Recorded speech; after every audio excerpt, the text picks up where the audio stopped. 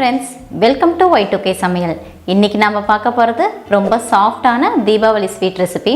பால் பவுடரை யூஸ் பண்ணி இந்த ஸ்வீட் இன்னைக்கு நாம செய்ய போறோம். இந்த ஸ்வீட் செய்யறதுக்கு அதிகபட்சம் 10 நிமிஷம் இருந்தாலே போதும். ரொம்ப ஈஸியா செஞ்சிரலாம். பிகினர்ஸ் கூட ரொம்ப சுலபமா இந்த ஸ்வீட்டை செஞ்சிரலாம். பார்க்கறதுக்கு கலர்ஃபுல்லாவும் அதே மாதிரி அட்டகாசமான டேஸ்ட்லயும் இந்த ஸ்வீட்டை நாம இன்னைக்கு செய்ய போறோம். அதிக செலவில்லாமல் 4 இன்க்ரீடியன்ஸை மட்டும் வச்சு ஸ்வீட் செய்கிறது எப்படின்னு பார்க்க போகிறோம். அதுக்கு முன்னாடி நம்ம சேனல் இன்றைக்கி தான் நீங்கள் ஃபஸ்ட் டைம் பார்க்குறீங்கன்னா சேனலை சப்ஸ்கிரைப் பண்ணுங்கள், கூடவே பக்கத்தில் இருக்க பெல் ஐக்கானை கிளிக் பண்ணுங்கள். இப்போ வாங்க சாஃப்டான ஸ்வீட் செய்யுது எப்படின்னு பார்க்கலாம்.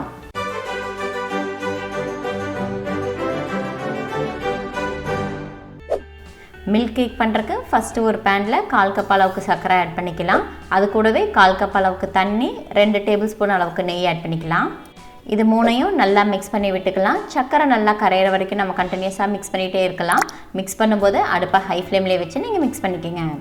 நம்ம ஆட் பண்ணியிருக்க தண்ணி நல்லா கொதிக்கணுன்ற அவசியம் இல்லை. ஒரு நிமிஷம் போல் நல்லா வெது ஆனாலே போதும். இந்த ஸ்வீட்டுக்கு நான் நெய் ஆட் பண்ணியிருக்கிறேன். அதுக்கு பதிலாக நீங்கள் அன்சால்டட் பட்டர் கூட யூஸ் பண்ணிக்கலாம். தண்ணி லைட்டாக சூடானதுக்கப்புறம் அது கூட 125 கிராம் அளவில் பால் பவுடர் ஆட் பண்ணிக்கலாம். நீங்கள் பால் பவுடரை ஆட் பண்ணும்போது ஒரே டைமில் ஆட் பண்ணாமல் அதை 2ஆக பிரித்து ஆட் பண்ணிக்கிங்க. ஃபஸ்ட்டு கொஞ்சமாக பால் பவுடரை ஆட் பண்ணிவிட்டு அதில் கட்டி சேராத மாதிரி நல்லா மிக்ஸ் பண்ணதுக்கப்புறம் மிச்சம் இருக்கிற பால் பவுடரை அதில் சேர்த்து நல்லா மிக்ஸ் பண்ணிக்கலாம். பால் பவுடரை ஆட் பண்ணதுக்கப்புறம் அடுப்பை மீடியம் ஃப்ளேமில் வச்சு குக் பண்ண ஆரம்பிச்சிருங்க.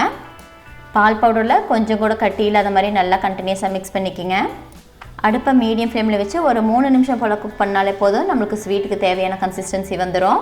நான் சொன்ன அளவுலேயே எல்லா இன்க்ரீடியன்ஸையும் நீங்கள் யூஸ் பண்ணி குக் பண்ணினீங்கன்னா நம்ம செய்கிற ஸ்வீட் வந்து பர்ஃபெக்டான கன்சிஸ்டன்சியில் வரும். நம்ம செய்கிற ஸ்வீட் மிக்சர் வந்து பேனில் கொஞ்சம் கூட வட்டாமல் நல்லா சூப்பராக திரண்டு வந்திருக்குது. இதுதான் பர்ஃபெக்டான கன்சிஸ்டன்சி. இந்த மிக்சரை இப்போ நம்ம 2ஆக பிரிச்சுட்டு அதில் ஒரு பார்ட்டுக்கு மட்டும் ஃபுட் கலர் ஆட் பண்ண போகிறோம். நம்ம 2ஆக பிரித்ததில் ஒரு பார்ட்டை மட்டும் தனியாக எடுத்து வச்சிடலாம். அடுத்து மிச்சம் இருக்கிற இன்னொரு பார்ட்டில் தேவையான ஃபுட் கலர் ஆட் பண்ணி நல்லா மிக்ஸ் பண்ணிக்கலாம். நான் இன்றைக்கி ஆரஞ்சு கலர் ஃபுட் கலரை யூஸ் பண்ணியிருக்கிறேன். நம்ம ஃபுட் கலரை ஆட் பண்ணும்போது அடுப்பை ஆஃப் பண்ணிவிட்டு நீங்கள் ஃபுட் கலரை ஆட் பண்ணிவிட்டு நல்லா மிக்ஸ் பண்ணிக்கோங்க. ஃபுட் கலர் மிக்சரில் எல்லா பாகத்துலையும் ஈவனாக ஸ்ப்ரெட் ஆகிற மாதிரி நல்லா மிக்ஸ் பண்ணி விட்டுக்கலாம். அவ்வளோதாங்க, நம்ம ஸ்வீட் செய்யறதுக்கு தேவையான மிக்சர் ரெடி ஆகிடுச்சு. அடுத்தது ஒரு ஷேப் மோல்டுக்கு இதை நம்ம ட்ரான்ஸ்ஃபர் பண்ணிடலாம். ட்ரான்ஸ்ஃபர் பண்ணுறதுக்கு முன்னாடி ஷேப் மோல்டுக்கு லைட்டாக ஆயில் அப்ளை பண்ணிக்கலாம். நான் வந்து பட்டர் ஷீட்டை யூஸ் பண்ணியிருக்கேன். உங்கள்கிட்ட பட்டர் ஷீட் இல்லைனாலும் பரவாயில்ல, நீங்கள் ஷேப் மோல்டில் அப்படியே ஆயில் அப்ளை பண்ணிடலாம். நம்ம ஆல்ரெடி ஸ்வீட் மிக்சரை 2 பார்ட்டாக பிரித்து வச்சுருக்கோம். அதில் ஒரு பார்ட்டை இந்த மாதிரி ஷேப் மோல்டில் ஃபஸ்ட்டு ட்ரான்ஸ்ஃபர் பண்ணிவிட்டு அதை ஈவனாக ஸ்ப்ரெட் பண்ணி விட்டுக்கலாம். உங்களுக்கு எந்த திக்னஸ் வேணும்னு நினைக்கிறீங்களோ அந்தளவுக்கு இதை நீங்கள் ஸ்ப்ரெட் பண்ணி விட்டுக்கோங்க. இந்த மாதிரி ஈவனாக ஸ்ப்ரெட் பண்ணதுக்கப்புறம் நம்மக்கிட்ட இருக்கிற இன்னொரு பார்ட்டு ஸ்வீட் மிக்சரை இதில் ஆட் பண்ணிவிட்டு அதையும் ஈவனாக ஸ்ப்ரெட் பண்ணி விட்டுக்கலாம். உங்களுக்கு ஃபுட் கலர் வேண்டாம்னு நினச்சிங்கன்னா அதை நீங்கள் அவாய்ட் பண்ணிடலாம். ஸ்வீட்டோட ஃபர்ஸ்ட் லேயர் எந்த சைஸில் இருக்கோ அதே சைஸில் இதையும் நீங்கள் ஈவனாக ஸ்ப்ரெட் பண்ணி விட்டுக்குங்க.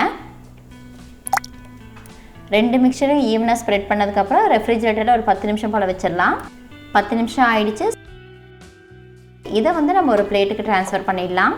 பிளேட்டுக்கு நம்ம ட்ரான்ஸ்ஃபர் பண்ணிடலாம். நம்ம பட்டர் ஷீட்டை யூஸ் பண்ணியிருக்கனால ட்ரேயில் கொஞ்சம் கூட ஒட்டாமல் ஸ்வீட் அப்படியே பிளேட்டுக்கு ட்ரான்ஸ்ஃபர் ஆகிடுச்சு. இப்போ நம்ம ஸ்வீட் மேலே இருக்க பட்டர் ஷீட்டை அப்படியே மெதுவாக ரிமூவ் பண்ணிடலாம். ஸ்வீட்டுக்கு பட்டர் ஷீட் வந்து கம்பல்சரி கிடையாது. நம்மள்ட்ட பட்டர் ஷீட் இல்லாத போது நம்ம ஷேப் மோல்டில் ஆயில் அப்ளை பண்ணிவிட்டு அதை வந்து நம்ம பிளேட்டுக்கு ட்ரான்ஸ்ஃபர் பண்ணனாலே கொஞ்சம் கூட ஒட்டாமல் அப்படியே ரிலீஸ் ஆகிடும். நம்மளுக்கு வேணுங்கிற ஷேப்பில் வேணுங்கிற சைஸில் இந்த ஸ்வீட்டை நம்ம கட் பண்ணி எடுத்துக்கலாம். நான் வந்து இன்றைக்கி ஒரு ஸ்கொயர் ஷேப்பில் கட் பண்ண போகிறேன். குட்டி குட்டி ஸ்கொயரை இதை நம்ம கட் பண்ணி எடுத்துக்கலாம். பால் பவுடரை மட்டுமே மெயின் இன்க்ரீடியன்ஸாக யூஸ் பண்ணி இந்த ஸ்வீட்டை நம்ம இன்றைக்கி செஞ்சுருக்கோம். அதிகபட்சம் 3 நிமிஷம் இருந்தாலே போதும். இந்த ஸ்வீட்டை நம்ம ரொம்ப ஈஸியாக செஞ்சிடலாம். இந்த ஸ்வீட்டை நம்ம ஏர்டைட் கண்டெய்னரில் போட்டு வச்சோன்னா 1 வீக் ஆனாலுமே ஸ்பாயில் ஆகாது. இல்லை நம்ம ரெஃப்ரிஜரேட்டரில் வைக்கிறதா இருந்துச்சுன்னா 15 டேஸ் ஆனாலுமே ஸ்பாயில் ஆகாது. பர்ஃபெக்டான ஷேப்பில் ரொம்பவும் சாஃப்டான மில்க் கேக் ரெடி. ஒரு டைம் இந்த மில்க் கேக் ரெசிபி நீங்கள் ட்ரை பண்ணி பாருங்கள். டேஸ்ட்டு ரொம்பவும் சூப்பராக இருக்கும். அப்புறம் நீங்களே அடிக்கடி செய்வீங்க. சூப்பரான மில்க் கேக்கில் குழந்தைங்களை கொஞ்சம் அட்ராக்ட் பண்ணுறதுக்காக மேலே கொஞ்சமாக நம்ம ஸ்ப்ரிங்கிள்ஸை ஆட் பண்ணிக்கலாம். அவ்வளோதாங்க, 10 நிமிஷத்தில் ரொம்ப சாஃப்டான ஸ்வீட்டை நம்ம ஈஸியாக செஞ்சிட்டோம். இந்த ரெசிபி உங்களுக்கு பிடிச்சிருந்துச்சுன்னா லைக் பண்ணுங்கள், உங்கள் ஃப்ரெண்ட்ஸ் அண்ட் ஃபேமிலிக்கு ஷேர் பண்ணுங்கள். இந்த தீபாவளிக்கு இந்த ஸ்வீட்டை நீங்கள் ட்ரை பண்ணி பார்த்துட்டு எப்படி இருந்துச்சுன்னு எனக்கு கமெண்ட் பண்ணுங்கள். மறுபடியும் இன்னொரு ரெசிபியில் பார்க்கலாம். அது வரைக்கும் பாய்.